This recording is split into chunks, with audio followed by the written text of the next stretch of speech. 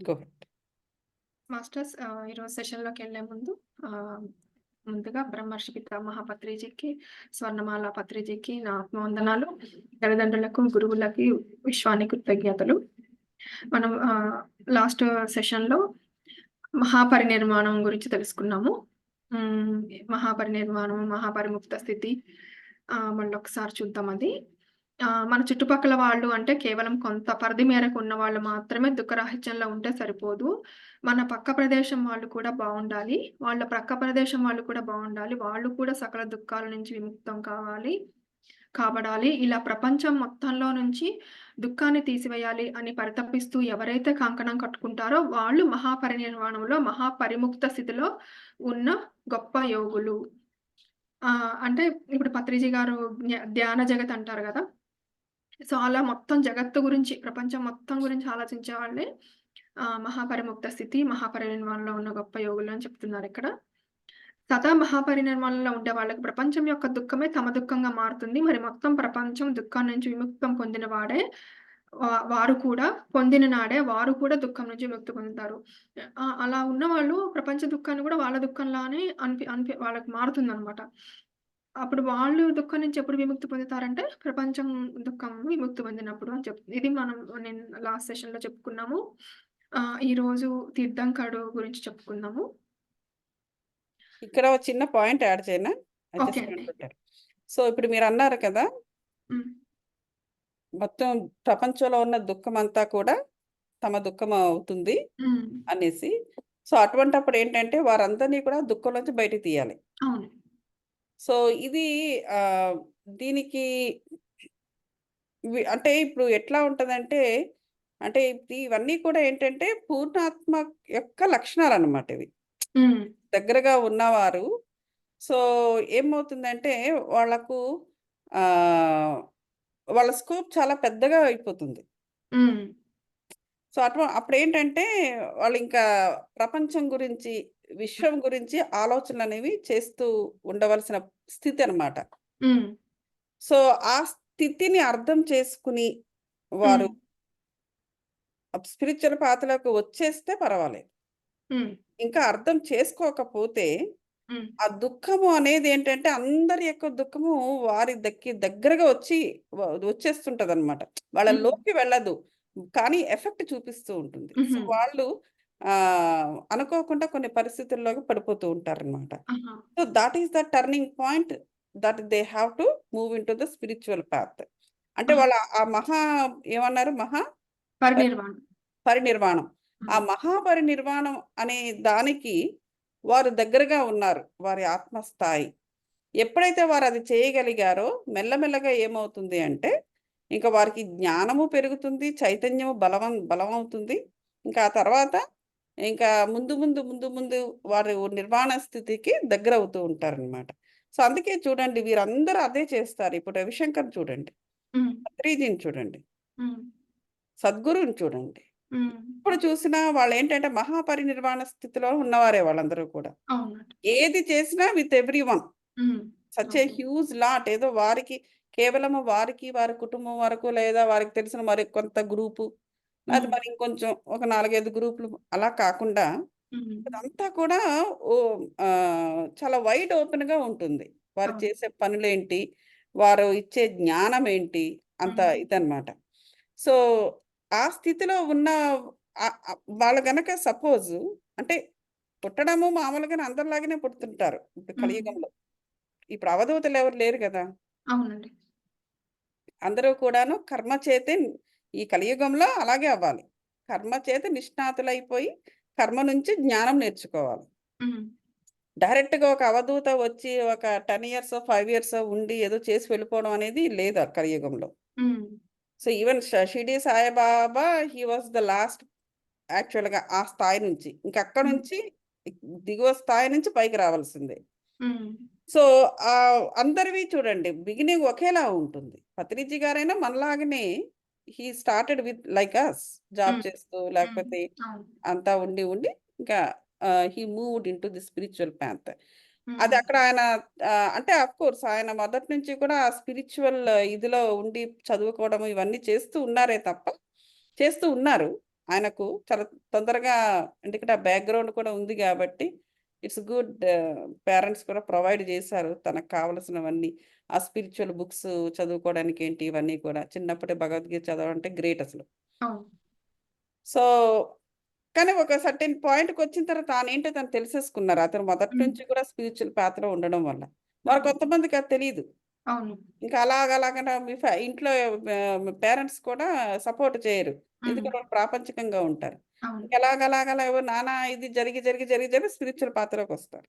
అది తెలుసుకోవడం చాలా ఇంపార్టెంట్. ఏ స్థాయిలో ఉన్నామని తెలుసుకోవడం. ఎందుకంటే ఎక్కువ కష్టాలు ఏమైనా వస్తున్నాయి అంటే దానికి అర్థం ఏంటంటే, ఒకటి ఏంటంటే వారు పై స్థాయిలో ఉన్నారు. హ్మ్.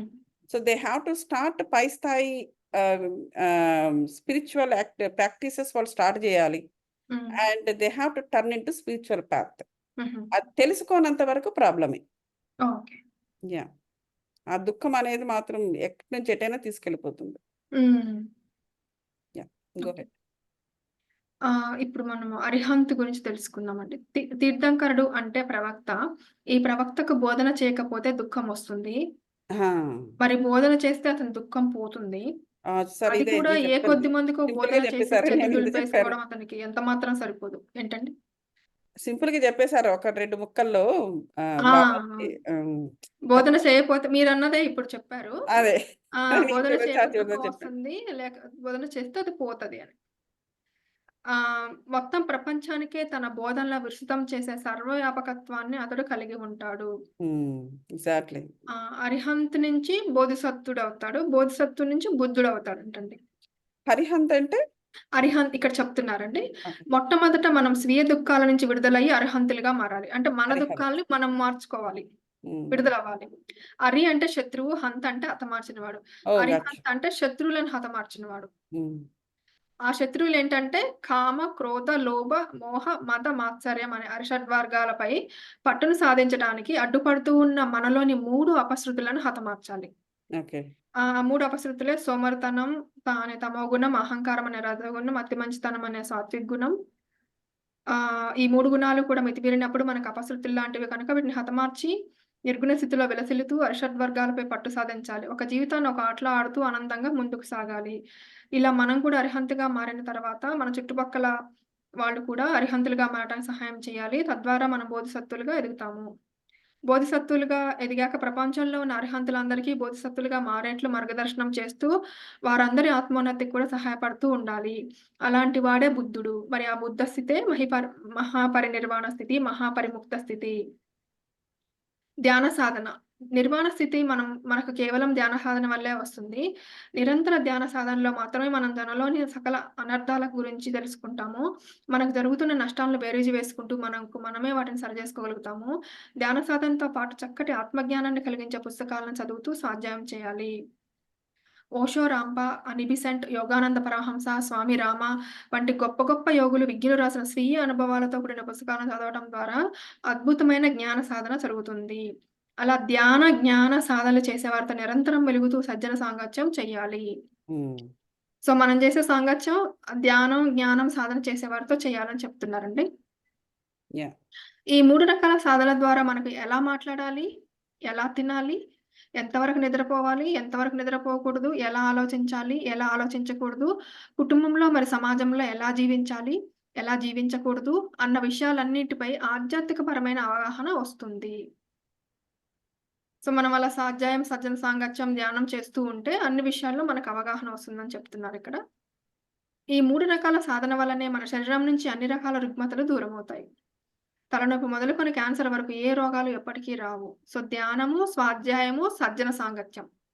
ఈ 3 చేస్తే మనకి ఏ రోగాలు రావని చెప్తున్నారండి. ఎందుకంటే రోగాలకు కారణభూతమైన స్వాధ్యాయము అంటే ఏంటండి? ఏంటండి ఏమడిగారు? స్వాధ్యాయము అంటే ఏంది? స్వాధ్యాయం అంటే మంచి పుస్తకాలు చదవమంటున్నారు గదా! ఓషో, రాంపా గాని ఆహ్, బుక్స్ రీడింగ్ చేయడం ఇది. ఆ! ఓకే. అది బుక్ ఒకటే రీడింగ్ చేయడం. కాదండి. అంటే బుక్స్ రీడింగ్ చేయడం ఒకటే కాదు. అన్ స్వ అంటే స్వంత. హ్మ్. అధ్యయనము అంటే స్టడీ అవర్ సెల్వ్స్. హ్మ్. సో, మనల్ని మనము తెలుసుకోవడానికి అంటే ఇంక్లూడింగ్ ద సోల్ ప్లాన్ హుహు. తెలుసుకోవడానికి ఉపయోగపడేది ఈ స్పిరిచ్యువల్ బుక్స్ అన్నమాట. హుహు. హుహు. ఓకే. హ్మ్. సో, అంటే అది ఇప్పుడు మీరనేది లైఫ్ ఆఫ్టర్ డెత్ అవన్నీ గూడా తెలుసుకోవడానికంటారా? అన్నీను. ఒక్క హ్మ్.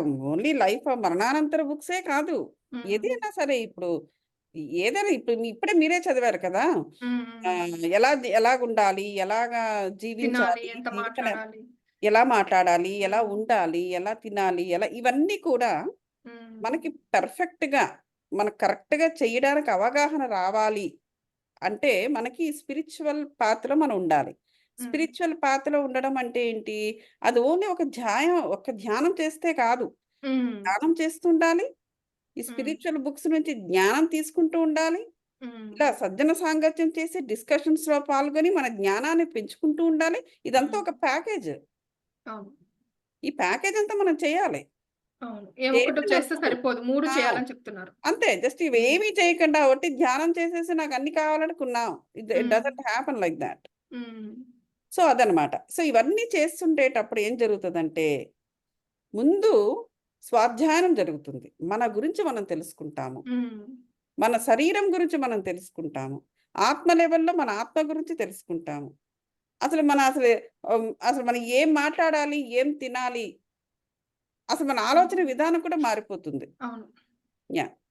అంటే ఒకప్పటిలాగా ఇప్పుడు ఈ స్పిరిచ్యువల్ పాత్‌లో లేని వాళ్ళకి వాళ్ళ హ్మ్. 7 బాడీస్ ఉన్నాయని కూడా అంత అవగాహన ఉండదు గదండీ! ఉండదు. హ్మ్. అవగాహన ఉండదు. చెప్పినా వాళ్ళని నమ్మరు. ఆ నమ్మకపోవడం అనేది కూడా కారణం ఏంటంటే, వాళ్ళకి ఆ నమ్మకం అనేది కూడా ఒక ఎనర్జీ. ఆ ఎనర్జీ వాళ్ళకుండదు. హుహు. ఇప్పుడు ఈవెన్ డివోషనల్ మార్గంలో కూడా హ్మ్. ఏదైనా చెప్తే కొంతమంది దేవుడిని నమ్మనివారు హ్మ్. ఏది మీ దేవుడు కనిపిస్తాడా? ఇది ముందుకు రమ్మనండి అంటారు. అది హ్మ్. చచ్చు స్టేట్మెంట్ అది. హ్మ్. అదేంటది? ఎందుకొచ్చేస్తాడు ఈ దేవుడు అనేవాడు? నీ హ్మ్. నమ్మకమే దేవుడు. హ్మ్. సో, అదేంటంటే వాళ్ళ నమ్మకపోవడానికి కారణం ఏంటంటే, వాళ్ళు కావాలని అలా ఆర్గ్యూ చేస్తున్నారేమో, జస్ట్ వాళ్ళ పాయింట్‌ని స్టాండ్ చేసుకోవడానికే అనిపిస్తది మనకి. కానీ హ్మ్. Which is not true. వాళ్ళు నిజంగా వాళ్ళకేంటంటే, ఆ మార్గంలో ఉండడానికి గాని, కనీసం ఆ మార్గం వైపు నిలబడ్డానికి కూడా వాళ్ళకి ఎనర్జీ లేదు అక్కడ. హుహు. ఆ ఎనర్జీస్ ఎప్పుడైతే పడతాయో, దెన్ హ్మ్. They will start working towards that అన్నమాట.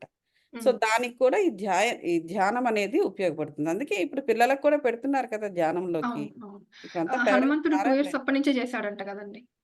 ఆ స్కూల్స్‌లో హనుమంతుడి ధ్యానం 2 ఇయర్స్ అప్పటినుంచే చేశారంట గదా! స్కూల్స్‌లో కూడా పెడుతున్నారు. సో, హ్మ్. మారుతున్నారు. హ్మ్. ప్రపంచం మారుతుంది మెల్లమెల్ల. యాహ్! అవును. ఎందుకంటే రోగాలకు కారణభూతమైన అపరిశుభ్రమైన నాడీ మండల వ్యవస్థ అంతా కూడా ధ్యాన, స్వాధ్యాయ, సజ్జన సాంగత్య సాధనల వల్ల పరిశుద్ధం కాబడుతుంది. పునర్జన్మ కృతం పాపం వ్యాధి రూపేణ పీడియతే అన్నట్లు మనం అనేక జన్మల నుంచి మోస్తున్న కర్మ ఫలితాలన్నీ అప్పుడప్పుడు ఆహ్, అప్పుడప్పుడు మనము అప్పుడప్పుడు శారీరక వ్యాధుల రూపంలో బయటికొస్తుంటాయి. అవన్నీ కూడా ధ్యాన శక్తి వల్ల ప్రక్షాళనం అయిపోతాయి. మానసిక ప్రశాంతత చేకూరటం ద్వారా అన్ని రకాల మానసిక రుగ్మతల నుంచి బయటపడి, అవమానాలను సమంగా స్వీకరించే అధిమానస స్థాయికి మనం చేరుతాం. సో, మనము మానాన్ని, అవమానాన్ని సమానంగా తీసుకోవాలి అని చెప్తున్నారిక్కడ. హ్మ్. అంటే మన రియాక్ట్ గత జన్మల కాకుండా ఉంటాం. సమాచారం అంతా కూడా అద్భుతంగా మన కళ్ళ ముందే సాక్షాత్కరించడంతో ఆత్మ సామర్థ్యాన్ని అవగతం చేసుకుంటాం. స్వాధ్యాయ సజ్జన సాంగత్యాదుల ద్వారా బుద్ధిపరమైన జ్ఞానం పెరుగుతుంది. దానివల్ల మనకన్నా గొప్పవాళ్ళు కూడా అతి సామాన్యుల్లాగా మన ముందు తిరుగుతూ ఉంటాం చూసి వినమ్రత అన్నది విశేషంగా అర్థం చేసుకుంటాం.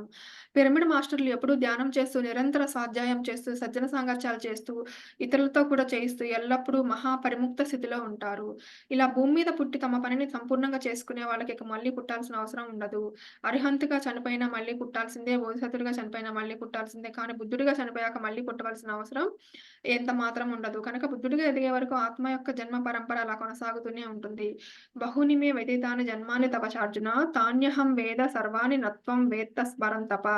అర్జున నువ్వు నేను ఎన్నో జన్మలెత్తావు. అయితే నాకు నీ జన్మలతో పాటు నా జన్మలతో పాటు నీ జన్మల గురించి కూడా తెలుసు. నాకేమీ తెలీదు అంటూ జన్మ పరంపర జ్ఞానం యొక్క గుట్టును విప్పి చెప్పారు భగవద్గీతలో శ్రీకృష్ణ పరమాత్ముల వారు.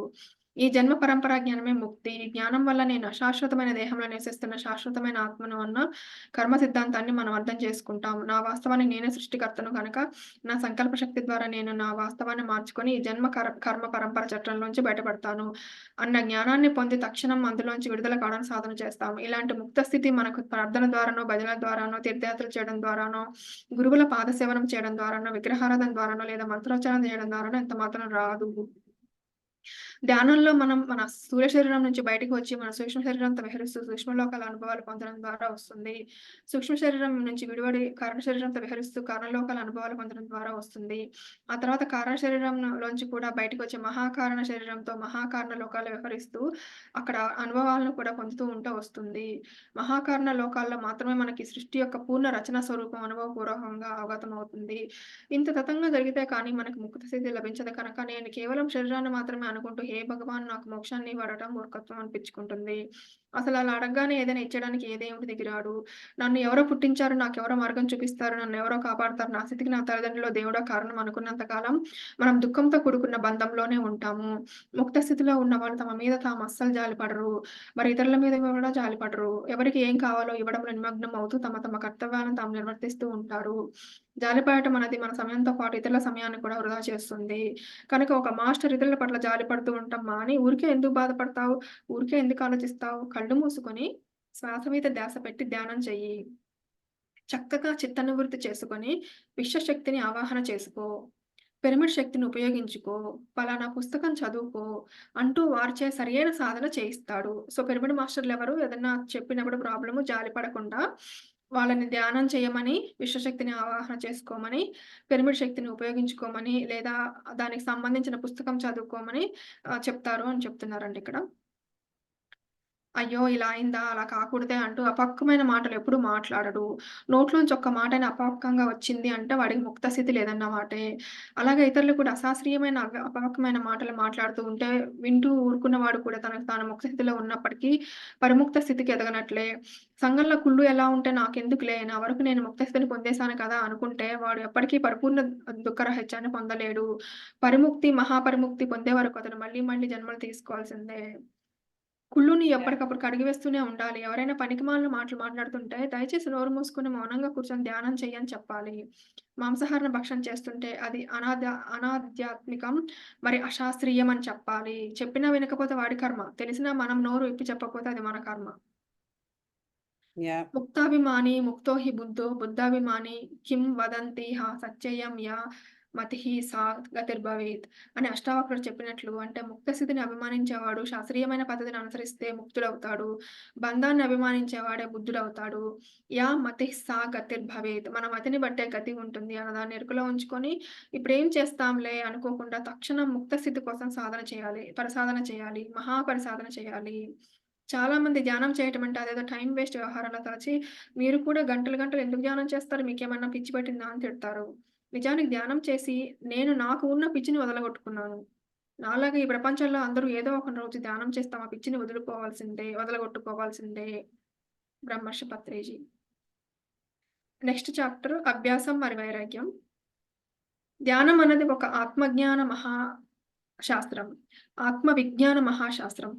ఇంత గొప్ప శాస్త్రాన్ని నిరంతర ధ్యాన ప్రచారం ద్వారా ప్రపంచమంతా తెలియజేసే బృహత్తర బాధ్యతను చేపట్టిన పిరమిడ్ మాస్టర్స్ అందరూ ధ్యాన విజ్ఞాన శాస్త్రవేత్తలు.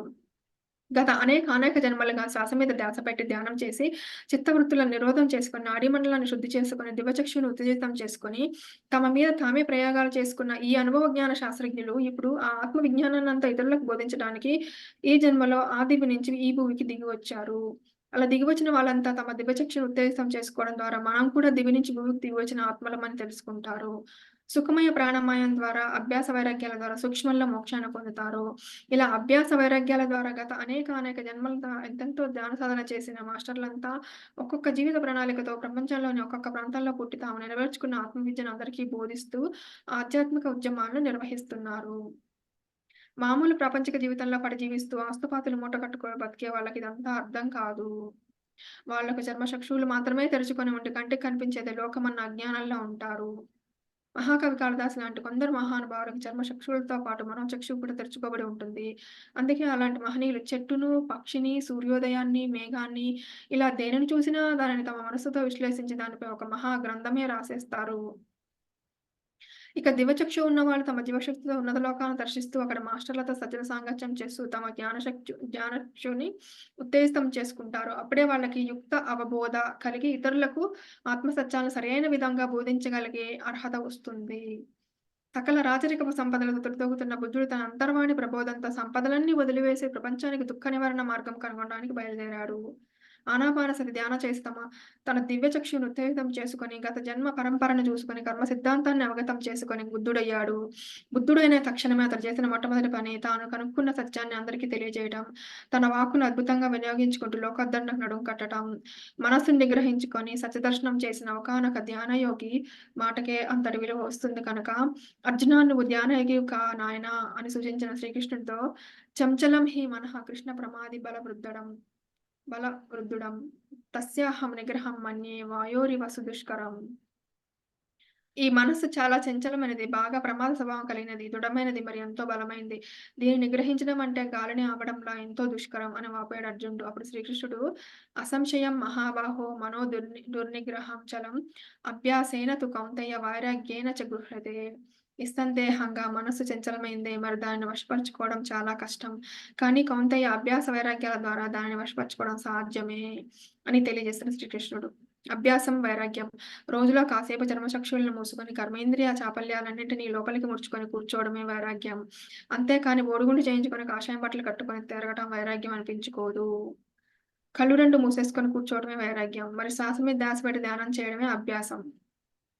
ఇలా అభ్యాస వైరాగ్యం ద్వారా ఇంద్రియాలతో కూడిన మనస్సును అదుపులో ఉంచుకున్న వారే మహేంద్రులు.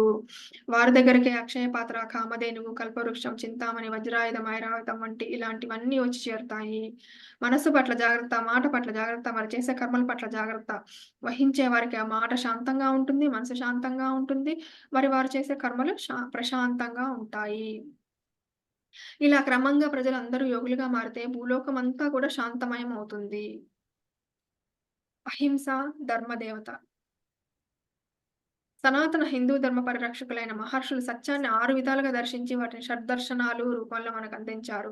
దర్శన శాస్త్రాలు అని కూడా పిలువబడి ఇవి వరుసగా న్యాయం, వైశేషికం, సాంఖ్యం, యోగం, మీమాంస మరి వేదాంతములుగా నిర్వచించబడ్డాయి. ఇందులో కణాద మహర్షి ద్వారా అందించబడిన వైశేషిక దర్శనం అధాతో ధర్మ వాక్యాసం అంటే ఇప్పుడు ధర్మం గురించి వ్యాఖ్యానిస్తాము అంట మొదలుపెట్టి ధర్మం యొక్క సమగ్ర సత్య స్వరూపాన్ని వివరిస్తుంది. ధర్మాచరణ యొక్క అత్యంత ఆవశ్యకతను మరి పరిపూర్ణతను తెలియజేస్తూ వైశేషిక దర్శనం యథోభ్యుదయ నిశ్రేయస సిద్ధి సధర్మ అంటే దేని వలన అయితే అభ్యుతంతో పాటు మోక్షం కూడా సిద్ధిస్తుంది అదే ధర్మం అని తెడతల్లం చేస్తుంది. ధర్మం అంటే రైచియస్నెస్ అంటే సరైనది, అధర్మం అంటే నాన్ రైచియస్నెస్ అంటే సరికానిది.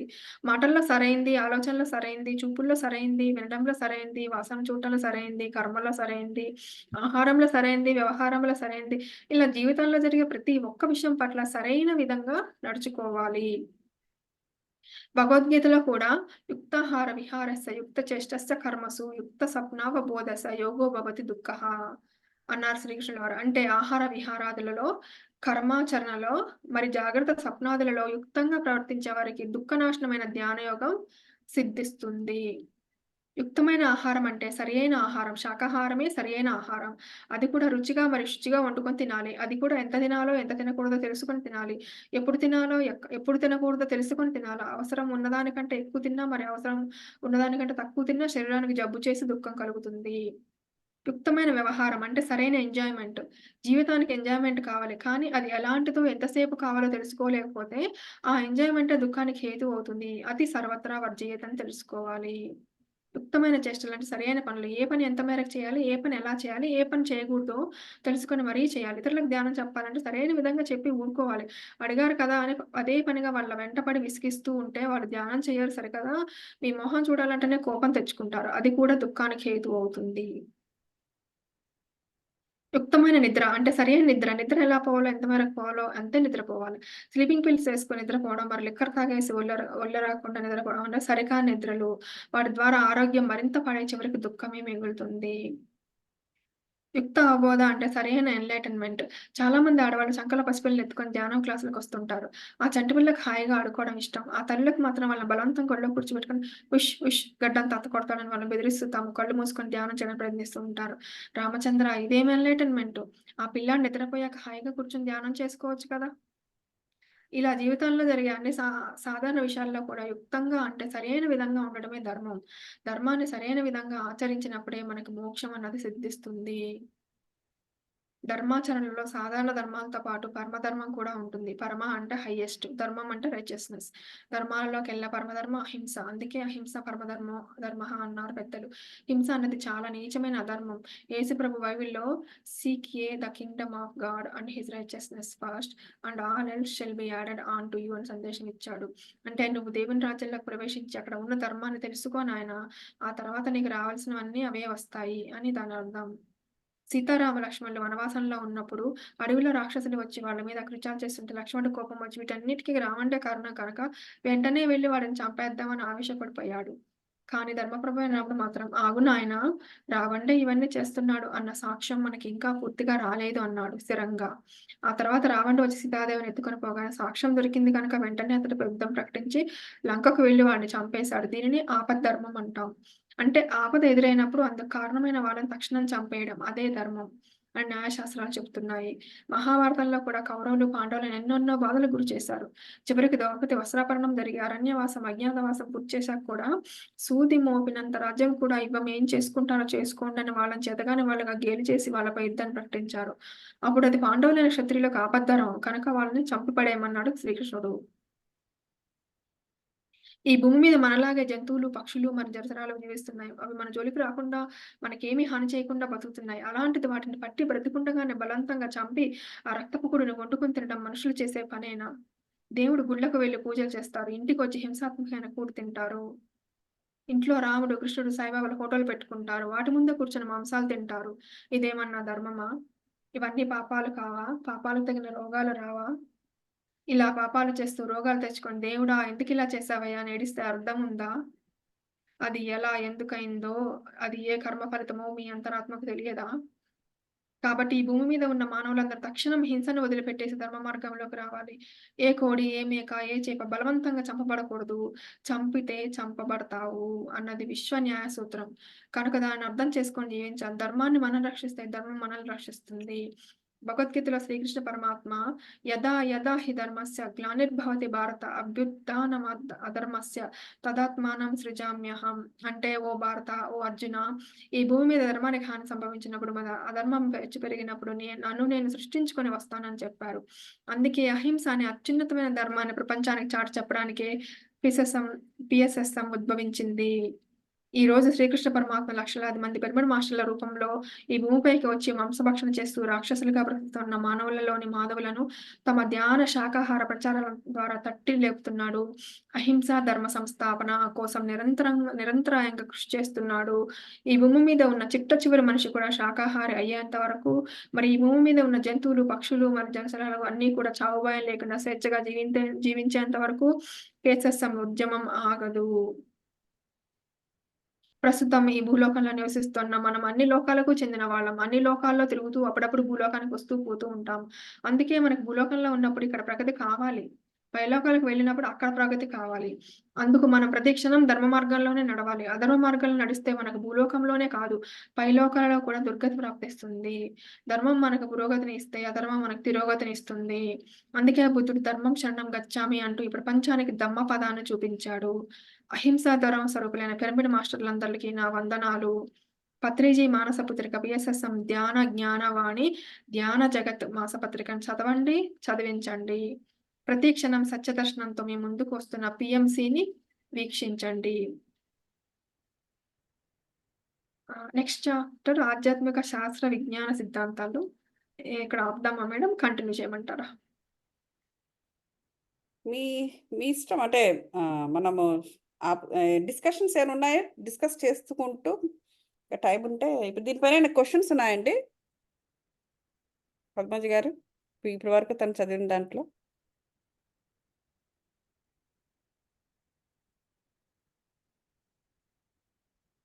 ఒక క్షణం.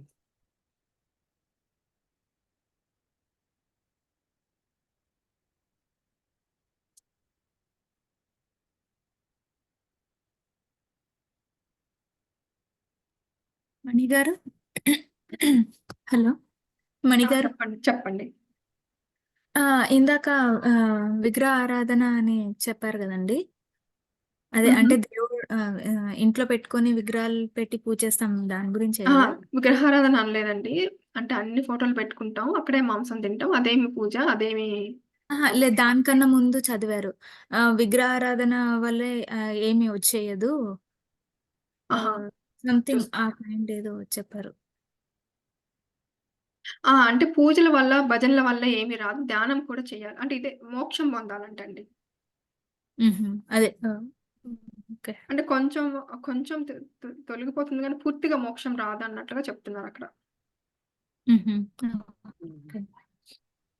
అంటే ఇప్పుడు ఇప్పుడు ఇప్పుడు ఇప్పుడు విగ్రహారాధన అంటే ఇప్పుడు చూడండి, ఇప్పుడు మనం చేస్తున్నాము ధ్యానము. Very simple to understand. ధ్యానం చేస్తున్నాము. ఈ ధ్యానంలో మన కనెక్షన్ కంప్లీట్‌గా మనకు విశ్వశక్తితో ఏర్పడుతుంది. అవునా స్వప్న గారు? కదా?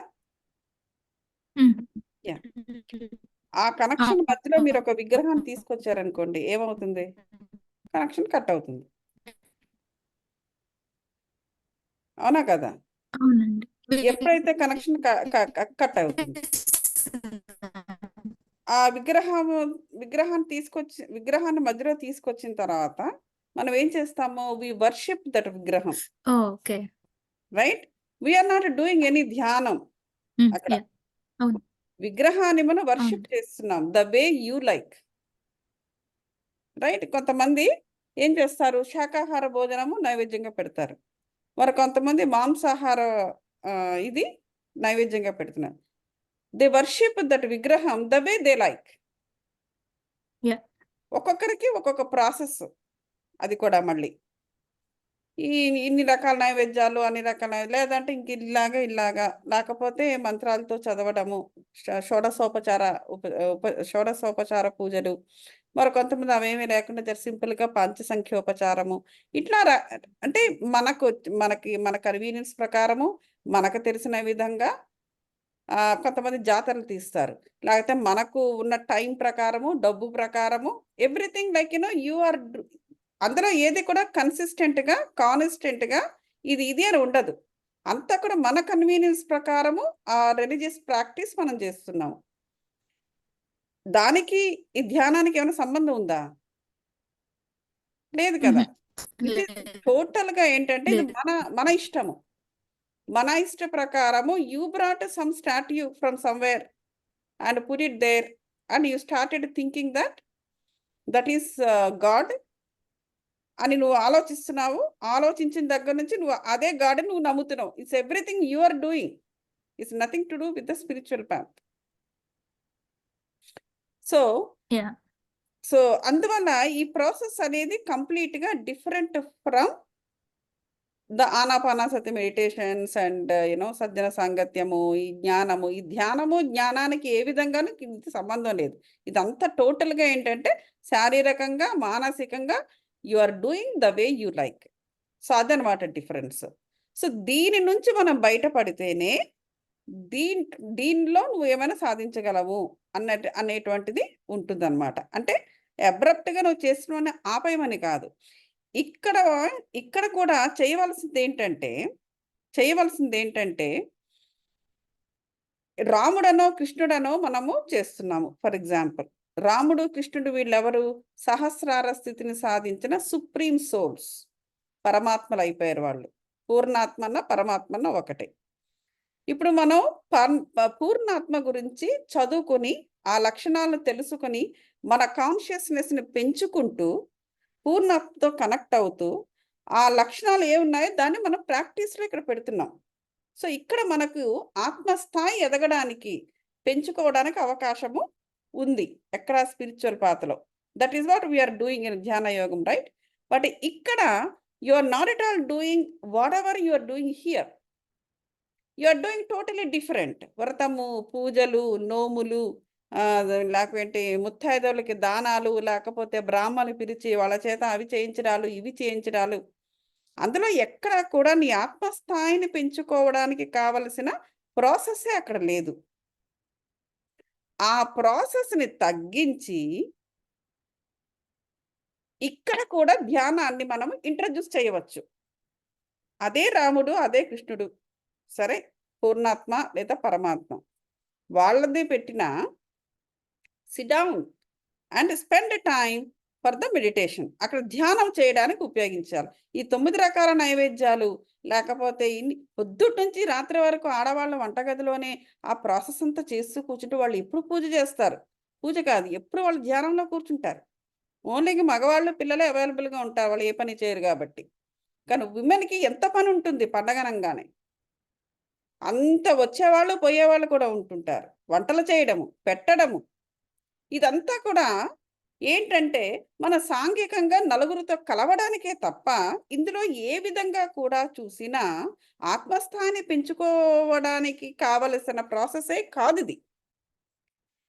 ఇలాగైనా సరే, అలాగైనా సరే మన ఆత్మస్థాయిని పెంచుకోవడానికి, ప్రశాంతతను కలిగించుకోవడానికి, ఆలోచన రహిత స్థితిలో ఉండడానికి ఉపయోగపడేది ధ్యానం మాత్రమే. ఆ ధ్యానాన్ని రాముడు అని చెప్పి ఒక విగ్రహం ముందు చెయ్యు, ఆ విగ్రహము లేకుండా ధ్యానంలో కూర్చుని కళ్ళు మూసుకుని విశ్వంతో కనెక్ట్ అయిన ఇట్ ఈస్ సేమ్. ఈ ప్రాసెస్ అంతా కూడా ఉట్టి వేస్ట్ ఆఫ్ టైం అన్నమాట మనకి. ఇందులో ఏది కూడా ఆత్మస్థాయిని పెంచుకోవడం ఉపయోగపడదు. కాకపోతే సాంఘికంగా మనము ఇంటరాక్ట్ అవుతూ ఉంటాము జనాలకు. వచ్చేవాళ్ళు, వెళ్ళేవాళ్ళు, పండగ అంటే పండగ వాతావరణము. ఇంకా అవి టోటల్‌గా డిఫరెంట్ సివిక్ సెన్స్‌లోకి అది వస్తుంది. అది తేడా. సో, అందుకే ఏమంటున్నా అంటే విగ్రహారాధన దగ్గర మనకింత టైం వేస్ట్ అవుతుంది. దాంట్లో ఎక్కడ ధ్యానం అనేది లేదు. దాంట్లో ఎక్కడ జ్ఞానాన్ని తీసుకోవడం అనేది లేదు. సో, అందువల్ల ఈ పాత్‌లోని కంప్లీట్‌గా మన గురించి మనం ఆలోచించుకుంటాం. దాన్ని ఏమంటారు? స్వాధ్యాయనం అంటారు. అనేసి ఒక ఒక ఆహ్, సెంటెన్సెస్ కొన్ని కపుల్ ఆఫ్ సెంటెన్స్ చెప్పడం జరిగింది. అది. ఓకే అండి. Yeah! Nice. Thank you. Yeah! అయితే వీళ్ళు కూడా వెళ్ళిపోయారు. సో, మనం ఇక్కడ ఆపుదాము.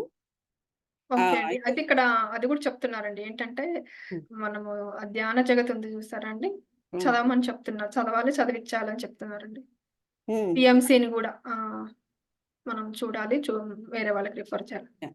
యాక్చువల్‌గా పీఎంసీ ఛానెల్‌లోకి ఆహ్, ఆహ్, పెద్ద పెద్ద పిరమిడ్ మాస్టర్స్‌ని కూడా ఇన్వైట్ చేస్తూ ఉంటారు. హ్మ్. వాళ్ళు చాలా చెప్తుంటారు మనకు తెలియనివి. హ్మ్. యాహ్! అంటే బాగా అంటే పత్రిజీ గారి ఆయనతో కలిసి పనిచేసి వాళ్ళంతా అవును. వెనకాతల ఫాలో అయ్యి చేసి, ఇంకా హ్మ్. తర్వాత అక్కడి నుంచి వారు ఎప్పుడు ఒక దగ్గరే ఉండరు కదా! దే విల్ స్కాటర్ ఆబ్వియస్లీ హ్మ్. ఇండిపెండెంట్‌గా. సో, వారు ఇంకా సొంత అనుభవాల్ని ఏ గురువైనా అంతే. హ్మ్. కొంతకాలము గురు శిష్యులు కలిసి ఉంటారు. ఆ తర్వాత వాళ్ళ పాత్స్ డిఫరెంట్ అయిపోతాయి. ఇంకా they have to do everything by themselves. హ్మ్. సో, అలాంటి వారిని కూడా పిలుస్తూ ఉంటారు. పీఎంసీ ఛానెల్‌ని చేయడం మంచిదే. హ్మ్. యాహ్! షూర్ అండి. Thank you so much. నేనిక్కడ రికార్డింగ్ ఆపుతున్నాను.